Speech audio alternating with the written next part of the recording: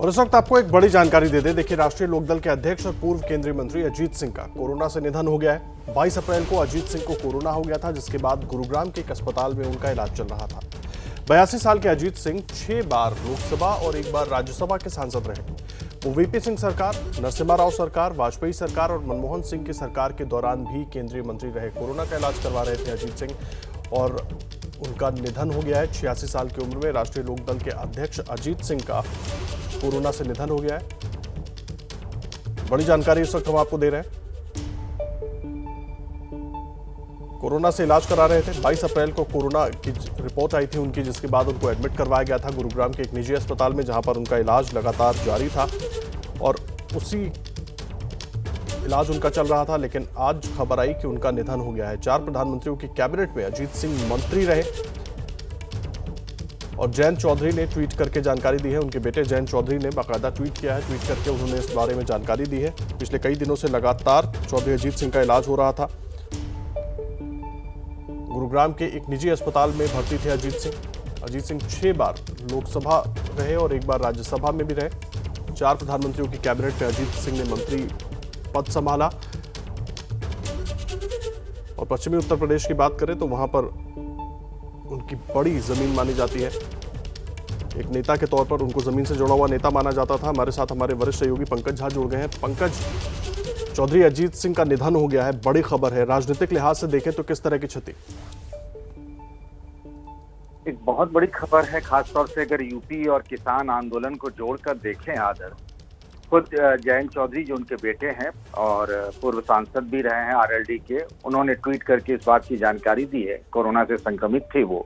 22 तारीख को उनको अस्पताल में गुड़गांव के भर्ती कराया गया था। और देखिए, तब चौधरी चरण सिंह इनसे बड़ा किसान नेता कोई हुआ नहीं हिंदुस्तान में, अगर हिंदी पट्टी के इलाकों में देखें। और उनके बेटे चौधरी अजीत सिंह, इनको भी छोटे चौधरी कहा जाता था। और जब से आए अलग अलग सरकारों में सांसद रहे और कहा यह जाता था कि केंद्र में किसी की भी सरकार रहे, अजीत सिंह उस सरकार में जरूर मंत्री होते थे। वो पीवी नरसिम्हा राव की सरकार हो, वीपी सिंह की सरकार हो, अटल बिहारी वाजपेयी की, मनमोहन सिंह की, अलग अलग विभागों में रहे और बहुत टफ बार्गेनर कहे जाते थे। आप देखिए ना, कोई भी ऐसी पार्टी नहीं है जिसके साथ उन्होंने गठबंधन या समझौता या उसके साथ मेल मिलाप न किया।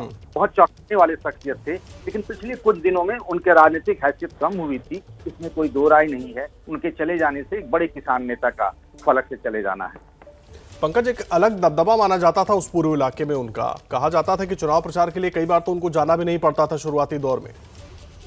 जी हाँ, बिल्कुल ये बात सही है कि उनके एक इशारे पर ही, खासतौर से अगर देखें किसान और खासतौर से पश्चिमी यूपी या इससे सटे हुए इलाकों में जो जाट समुदाय है, उनके एक इशारे पर उनके लिए वोट करता रहा था। लेकिन 2014 के बाद से जब मोदी का एरा आया बीजेपी में, उसके बाद से उनकी धीरे धीरे पकड़ कम हुई। आप याद करिए, पिछले चुनाव में, लोकसभा चुनाव में तो उन्होंने मायावती और अखिलेश यादव की पार्टियों से भी गठबंधन किया था, लेकिन वो मुजफ्फरनगर से खुद चुनाव हार गए थे। लेकिन एक वक्त था, एक दौर था जब दिल्ली में किसी की भी सरकार हो, उसमें धमक जरूर चौधरी अजीत सिंह की हुआ करती थी। बहुत धन्यवाद आपका पंकज, पूरी जानकारी के लिए। पंकज झा हमारे वरिष्ठ सहयोगी पूरी जानकारी दे रहे थे। और दुखद खबर चौधरी अजीत सिंह के निधन की आ रही है। गुरुग्राम के अस्पताल में भर्ती थे। 22 तारीख से कोरोना का इलाज चल रहा था, उनका निधन हो गया है।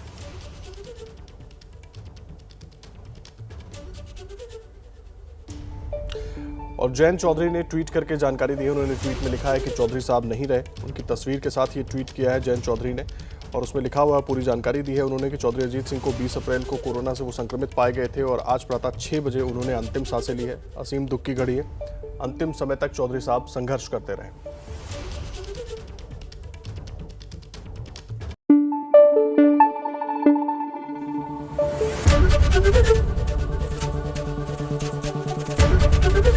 एबीपी न्यूज आपको रखे आगे।